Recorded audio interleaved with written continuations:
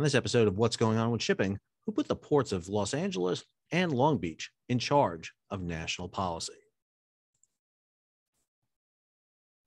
I am your host, Sal Mercogliano. So I went on FreightWaves yesterday, did FreightWaves Now, and talked about the motor vessel Ever Given, my last video, where we showed the damages from Ever Given. But I was also asked about the situation with LA and Long Beach and the supply chain, and I got in a little tirade, not gonna lie. Went on a bit of a run there talking about this. And a couple of things that I was really getting into is, number one, how is LA and Long Beach driving national policy? Yes, they are the biggest port in the United States. They handle 35 to 40% of all the containers. But this is a national issue, not a state issue. I actually watched the debate that went in LA and Long Beach about the imposition of the new demurrage, what I call hyper-demurrage fines. And, you know, that was being done by local commissioners who were voted by the citizens of LA and Long Beach to the executive directors, Mario Cardona for Long Beach, and Gene Soroka for LA. And, you know, in many ways, I've seen repeated times Gene Soroka on every news outlet you can imagine talking about this. And my question is, where is the role of coordination on a national level? Now, I get dinged on my YouTube page all the time by certain people who sitting there saying, I want the federal government to come in and save everybody. And that's not what I want. But this is a national issue and it needs coordination. I don't believe the federal government can solve all our problems by any means. I work for the federal government. I can tell you that right now. But one of the things I do think is we shouldn't allow LA and Long Beach to drive it either, because LA and Long Beach are not doing this. Because one of the things we're not seeing, for example, is we're not seeing the ocean carriers. We're not seeing Maersk and MSC and Hapag-Lloyd and ONE out there. We're not seeing the ocean terminal directors out there. There are 13 ocean terminals. You haven't seen them at all. What we're seeing is their lobby out there, the World Shipping Council, but we're not seeing them. So what I want to talk about today is what we should be thinking about, what we should understand about this situation that's not being conveyed to us today. So let's talk about the players here. Who are the players that should be involved in this? We've seen the Port of LA. Gene Soroka is out there all the time. This is their cargo operations dashboard. I'll have the link in the show notes for you. And it links you over to all the information you could possibly want about the Port of LA. Believe me, this is a site I use a lot. So for example, you can come over here and find the ocean terminals. Here are the 7 ocean terminals that operate in the Port of LA: APM, Everport, FedEx, which has just been bought, excuse me, by CMA, CGM, TraPac, Houston, the Western Basin Container Terminal. One part is under China Shipping. The other part is just under itself. But 7 yards, where are their directors? Where are their operations guys? Let's hear them out. We're not seeing them. We're seeing Gene, but Gene is a landlord. He is not the operations guy.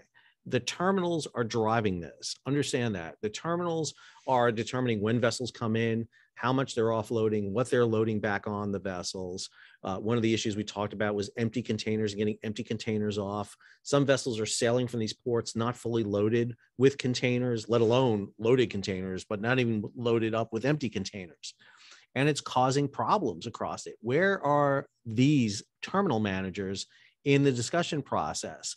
Same thing over in Long Beach. You see the same thing here in Long Beach, where this is the operations dashboard for them. You can follow everything. They've basically just emulated. They just updated this not too long ago. They're emulating Los Angeles's. But same thing here, the International Transport Service, the Long Beach Container Terminal, the Pacific Container Terminal, SSA, the TTI. Where are these guys in this discussion? This is something that we need to see, but yet we're not seeing them. And again, how is Southern California driving this? Again, you get the ports of LA and Long Beach that are in this, but California's driving this. I've got tons of people who remind me all the time that of the strict emission laws in Southern California, but also understand that there's not a truck driver shortage. Watch FreightWaves, which is a great site on this. They do a great job on trucks and rails.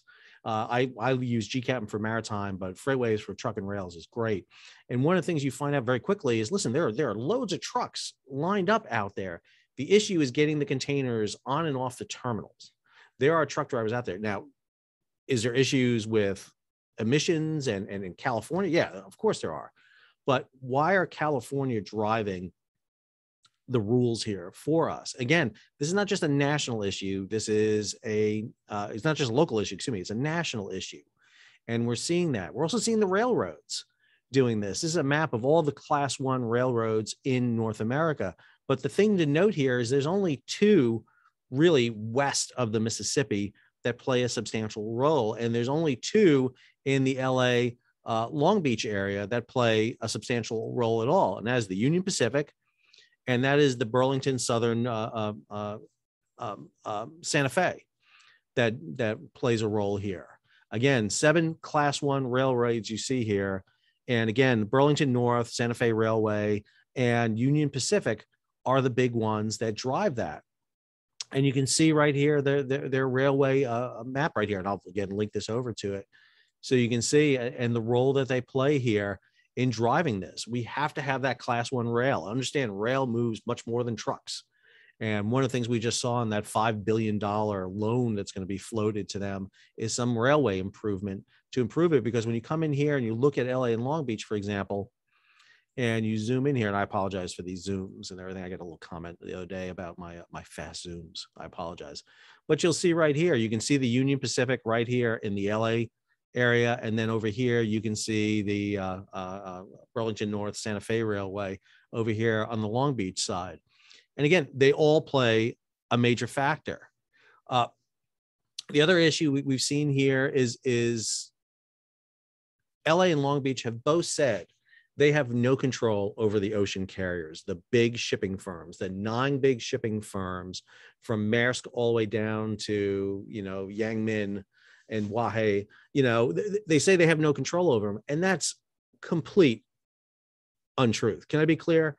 Because while LA and Long Beach control the land that the terminals are on, the water here is a national asset. They don't control the ocean. They don't control the water, but they still have the ability to bring the ships in and out. LA runs its own pilot service. It's the only municipal pilot service in the country. You have to have a pilot bring you in and out.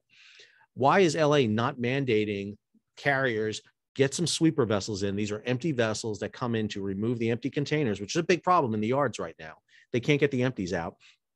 Bring sweepers in and come in. And if you don't bring a sweeper in, or if you don't book a sweeper in the near future, we're not going to bring your vessels into the dock. And you can't tell me they can't do that, because they can. And I guarantee you, if you stop an ocean carrier from bringing their cargo in, number one, they're not going to go anywhere else. There's no place else to go. Second, they're going to make accommodations here. Again, the ocean carriers are awash in money right now, billions of dollars in profits, yet LA is not doing it. Now, Long Beach contracts their service. They have a contract with Jacobsen Pilot Service. But again, that's a contract. I mean, they have contracts with them. So the port in LA and Long Beach do have control mechanisms through their pilotage, bringing the vessels in and out. And again, there's government entities too. I get hit on this all the time. The Federal Maritime Commission, which we deregulated in 1984 and again in 1988. But if you look at their mission statement, again, this is what their mission statement is. They have 4 basically missions to do. Number 1, establish a non-discriminatory regulatory process for common carriage of goods by water in the foreign commerce of the United States. All right, that's what they're supposed to do. Make sure it's non-discriminatory. 2, provide an efficient economic transportation system in the ocean commerce of the United States that is, insofar as possible, in harmony with and responsive to international shipping practices. All right. 3, encourage development of economically sound and efficient liner fleet of vessels of the United States capable of meeting national security needs. No, they don't do any of that, I would argue. The Maritime Security Program was created by the Department of Defense, not created by the Federal Maritime Commission. 4th, promote the growth and development of U.S. exports through competitive and efficient ocean transportation. They don't do that either. I would argue that 2 of these things they're not doing at all. And one of them maybe okay, but the second one, not at all. I mean, I'm a professor. I'm going to give you a grade right now. If you don't do half of this, that's 50%. If you don't do half of one, you're down to 37%. This is an F grade for the Federal Maritime Commission. And what about the Maritime Administration? I get dinged all the time. Sal, the Maritime Administration is there to promote American merchant marine. But if you look at what the Maritime Administration says about itself, At our core, we support the technical aspects of America's maritime transportation infrastructure, things like ships and shipping, port and vessel operations, national security, environment, and safety. This is all related to that. Port operations, the movement of vessels in and out, our liaison between the maritime sector with the Department of Transportation. Again, the Maritime Administrator is the primary advisor to the Secretary of Transportation on maritime transportation matters. And so you cannot tell me that the Maritime Administration does not have a role in this. And that brings me to my last thing, which is the announcement yesterday by the White House of improving and tracking supply chains link by link. And again, what they're starting here is a blog. Wow. How 1990s, early 2000s of you to start a blog. John Picari, the port liaison, is putting this out here, talking about supply chains and announcing what they're doing. So one of the things that they're doing in this is they want to kind of set some issues here. So one of the things he talks about is rising tides. He talks about the fact that since the president took office, 5 million jobs have been created. Unemployment has dropped 5%. Well, that has to do with the end of the pandemic and people going back to work. I think anybody who is president would have that result, in my opinion. But again, go ahead, tout it all you want. The problem with touting success is you also have to accept the issues of the negative, which is going to come in. So one of the things that they're touting here is, again, issues about the real expenditures and how we're shifting, which I think is a very important thing to note, that we're shifting how we spend our money. We're shifting to more goods versus less services. But services is coming back. Again, theaters, restaurants, sporting events, we're seeing coming up. But not only are we changing goods in a large percentage, we're buying more goods than before, but the nature of those goods are changing. Again, that throws off the supply chain. We assume the supply chain to be a steady kind of line, and the shippers plan on that. When all of a sudden you change what you're buying, you have to accommodate, and there's not a lot of slack in the system to do that. We gear to the Goldilocks model, not to the Mama Papa Bear model, less or more. And that's what we're seeing right now. So one of the things that they talked about here is that they're putting a periscope up on supply chains. And so the first thing they note is ships at anchor. They're going to be monitoring the numbers of ships at anchor, which is great. But if you get on Twitter, every day you can get this from Maritime Exchange, which talks about the exact number of vessels that are off LA and Long Beach. I really don't need the White House to tell me how many ships are off LA and Long Beach. I also go right to marine traffic. Great that they're monitoring this, but that indication right there that that's what they're looking at, number one, tells you they're looking at the wrong end of the supply chain. If you want to fix the supply chain, you don't fix it where the goods are coming in. You got to fix it where the goods are going out. And that is on the distribution side. There are kinks in the supply chain all along. What they're looking at is the first kink and trying to work their way out. They're trying to get the goods. I did a video on this one too, where they're trying to get the goods off the ship and ashore because they want to reduce that anchorage, because that anchorage is in the news. You can fly over it. You can see it. It's a visual issue. They want to eliminate it, but it's the wrong issue to look at, in my opinion. You need to be working down the supply chain. Next, they look at, it looks at the cumulative import volume. How many containers are coming in through the LA and Long Beach? Well, number one, you can go to LA and Long Beach site to get that, or you can just basically, subscribe to John McCown's report that comes out every month that looks at top 10 US ports and looks at the amount of containers coming in the United States. Just do that. John's great at that. He has all that information right there at your fingertips. So again, great that the White House is monitoring this, but again, we're getting this. The next thing they want you to go to is the retail inventories. And they talk about the IRI, which is the, I forget what the acronym stands for here, but they want to look at the supply index. And basically one of the things they tout here is that retail stores' rates of keeping goods in stock is 89%, near the pre-COVID level of 91%. I actually pulled it up right here. Here's the IRI. This is what they're talking about right here, 89%. Sounds impressive until you look at some other aspects of this report. For example, the demand index, and you realize demand is up. And now this is an index, not percentage. So 100 was the normal for this period. So we're up 7% above where we were in the past. And we're still down 11% in terms of supply.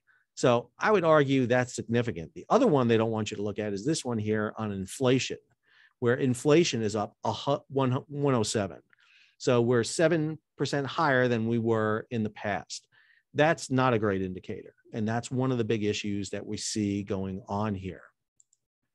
This again goes on, and what you get here then is this index, this dashboard, which they're going to come out with bi-monthly. Yes, once every 2 weeks, they will update this. I look at this beyond daily. I look at it every day. I look at it multiple times a day. But, you know, I guess our dashboard, I guess we don't have the time and resources to update this weekly, daily, but we'll do it twice a week. So, okay, we'll do it twice a week. All right, that seems minimal, but okay. And then this, lifting more boats. And so he goes in here to talk about the issues that are being done. For example, the creation of the task force to look at issues that are on it, including the big ones. But again, this task force they created, which is interesting because it includes 12 importers, 12 exporters. Where are the terminals? Where are the ocean carriers? You will not get an ocean carrier in front of a camera unless he has an attorney with him and they've cleared the questions. They're just not going to come. Maersk, MSC, Costco, Hapag-Lloyd, all of them have no desire to see this change. They are making record profit. Understand, the Danes in Maersk are happy people to begin with. Look at the World Happiness Index. They're happy to begin with. But now they're making billions. They're ecstatic now. Now they're rich and happy. There is no desire for them to change what is happening right now. They are fine leaving it the way it is. This goes on here to talk about other things. One of the things it talks about in here, which I'm just amazed about, the city of Long Beach next helped create more storage space, which is great. They talked about Union Pacific here coming in. They talked about the $5 billion partnership that they're doing. But then these pull strategies are important first steps and will continue to do more to energize the private companies that drive the goods movement claim. This includes supporting the port's decision to find containers that stay on the docks too long. Right there, the White House is admitting, number one, that they are helping with this fine. They talk about here, announced the world would operate its stations near the ports 24/7. Understand, the ports are not operating 24/7. This is the latest date schedule from the Port of LA. Saturday and Sunday, largely closed on Saturday, entirely closed on Sunday. So they are basically announcing that. Union Pacific has said that they're going to go to 24/7. They announced this, but they also announced a shutdown a few weeks ago of movement westward because they had to clear out their yards. LA is showing this. They put out their dwell report. They're showing the number of containers that are being held down from 87 to 74,000. I don't really buy this as much, to tell you the truth, because we're seeing increase in the 5 to 8 day window. Understand, this movement upward is a big concern because the White House is endorsing this. They're endorsing this movement here that announces new measures to clear the port. This hyper-demurrage that I talked about in a video they announced. And understand, on one hand, the White House, John Picari, is saying we support hyper-demurrage fees that are going to get containers off the yards. We're going to apply this against the ocean carriers. Ocean carriers have come out and said, yeah, we're transferring that cost. That's going to go to the shippers and everybody else because we have it worked into our agreements. And if we don't have it in our agreements, it'll be in future agreements. Believe me, the ocean carriers are not going to pay this. Second, John Picari and the White House are saying that. On the other hand, the FMC is sitting there saying, hey, we're going to issue guidance on complaint proceedings and comments on demurrage and detention billings. Specifically, we're going to look into excessive demurrage. Well, Mike Schuller over at G-Captain did a quick calculation on hyper-demurrage. This is what he came up with. Under the Port of LA and Long Beach, container excess dwell fee plan, a container lingering 100 days. And ask the Port of LA and Long Beach if they have containers on the dock more than 100 days. And they'll say, yes, they do, especially empties going back. Will be charged $505,000. Okay, my degree is in history. I have a BS in marine transportation, which is an economics degree. Granted, I don't have an MBA. I don't work in finance. But to me, lowly associate professor at Campbell University in Bowie Creek, North Carolina, $500,000 per box sounds excessive. I don't think I need to launch an investigation from the FMC to determine that, because both LA and Long Beach, when they enacted this, did not put a max cap on it. Even Blockbuster, for those of you kids out there, Blockbuster was a movie rental place back pre-Netflix. Even Blockbuster had a max fine you can impose, basically the value of the tape. LA and Long Beach doesn't even have the Blockbuster rule in effect. And so this movement here is just further indication of LA and Long Beach are driving this scenario. And again, nobody elected Gene Soroka, Mario Cardona to be the directors for national maritime policy. They were elected to run the ports of LA and Long Beach, but yet here they are driving that. And this is where you need coordination. I don't think the government needs to take charge, but there needs to be coordination. There needs to bring all the players together. And more importantly, there needs to be visibility. Because right now, a lot of this is going on behind the scenes. Again, tell me the last time you saw an ocean carrier or terminal operator in the news or in front of a congressional committee talking about this. It's great to have Gene. It's great to have Mario, but Gene and Mario have experience doing this. Gene is very great in the news. Mario is former FMC. There's a reason they're in those jobs. Let's be clear. What we need to do is identify the fundamental issues, get some ideas, get the experts from road, rail, air, and sea together. Again, I think the heads of those administrations on the Department of Transportation should be convening groups from those sectors to pool together ideas, to put out there and propose, at least put it out there. Because right now we're relying on the commercial sector to resolve this. But again, the ocean carriers have no desire to do this. Look at the third quarter results. If you're an ocean carrier, if I'm a stockholder in Maersk, if I'm a stockholder in Matson, if I'm a stockholder in Zim, why would I want to see an end to this? I'm making money. Container lines are making money. The forecast is this goes into 2022. Even though you're hearing stories like, oh, rates are coming down, everything's coming down, they're at ridiculously high rates still. Just because you come down off the top of Mount Everest doesn't mean you're not high up in the sky.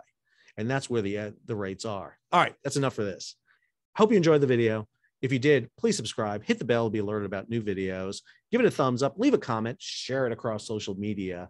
And if you can, contribute to my Patreon page, gives me more time to put together videos like this for you. Until our next episode, this is Sal, signing off.